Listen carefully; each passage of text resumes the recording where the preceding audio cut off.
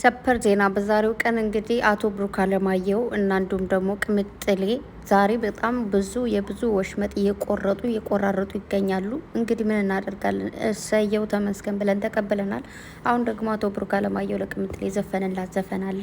ዝም ዝም ይሻላል ዝም አትቼሽ ከምቃዝም ባምንሽም ባላምንሽም በማንም አልተካሽም እናቴ ድምጽ እያለ መጦላችኋል። እንግዲህ ይብላኝ ይላል አንዳንድ ሰዎች እንጂ እነሱ ሲጀመር አሁንም ቅድምም ትናንትም ዛሬም ነገም አንድ ናቸው።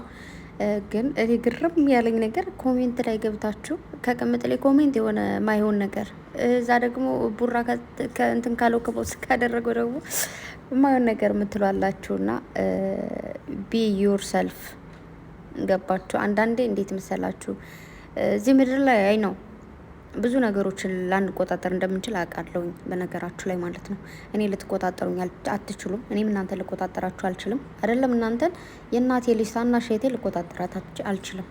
ውስጥ ልጄን ማለት ነው ነገ መወልደው ልጅ ላልቆጣጠረው እችላለሁ አልችልም። ምክንያቱም ለምሳሌ ክላስ ነኝ ብሎ ሌላ ቦታ ሊሄድ ይችላል። ህሊናው ነው የሚቆጣው እንጂ እኔ እንደ እናትነት መስመር ላሳየው እችላለሁ።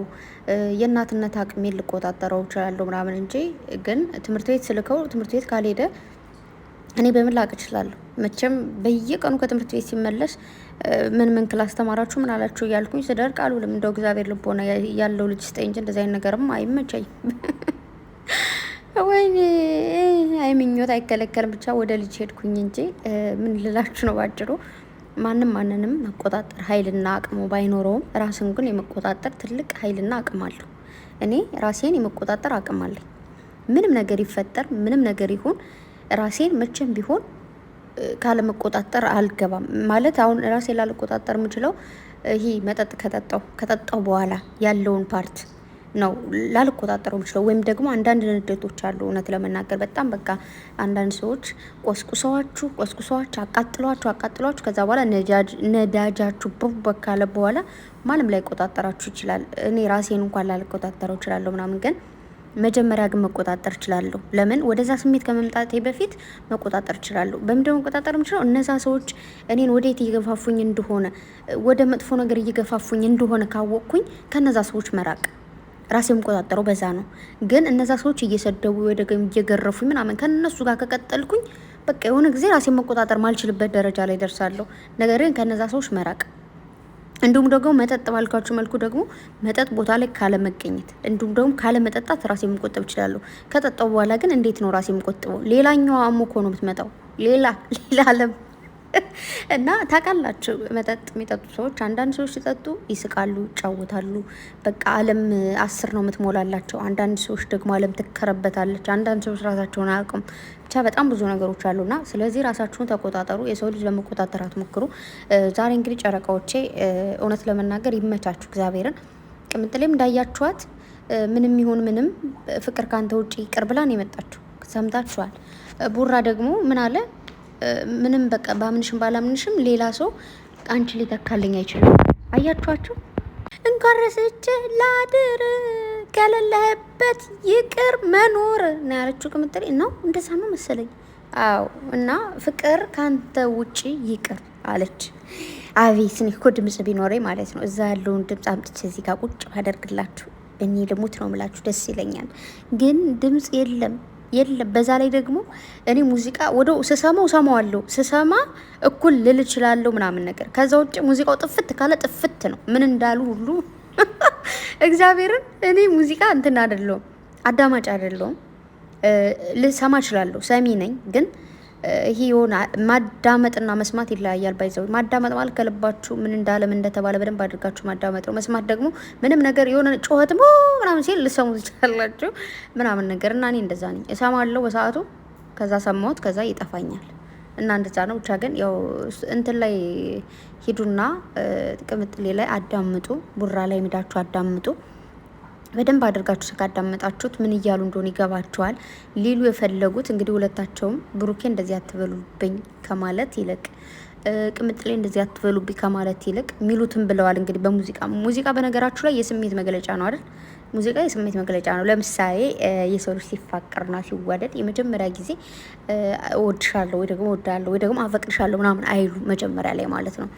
የሆነች ሙዚቃችን ወይ አዳምጫት ይሉሻል ወይ ደግሞ ያስደምጡሻል ምናምን። ከዛ በቃ ከዛ ሙዚቃ ነው እንዴ ለምን ሙዚቃ ጋበዘ ወይ ደግሞ ለምን ሙዚቃ ጋበዘችኝ ብለህ ቼክ ማድረግ ትጀምራለህ ማለት ነው። ከዛ ምኑ ይቀጥላል ከሙዚቃው እዛ በኋላ አይላቪው ላቪቱ ምናምን የሚለው ነገር ይቀጥላል። ስለዚህ አንዳንድ ሰዎች ደግሞ እንደውም የሆነ በአረበኛ የሆነ ሙዚቃ አለና እንትን ይላለኝ ማለት አንዳንድ ሰዎች ከጀርባ የሚያሙኝ ሙዚቃው የሚለው ማለት ነው። ከጀርባ የሚያሙኝ ከፊቴ መልካም ሰው ሆነው ግን የእውነት ሰይጣን የሆኑ ሰዎች ምንጊዜም ሰይጣናቸው ወጣ።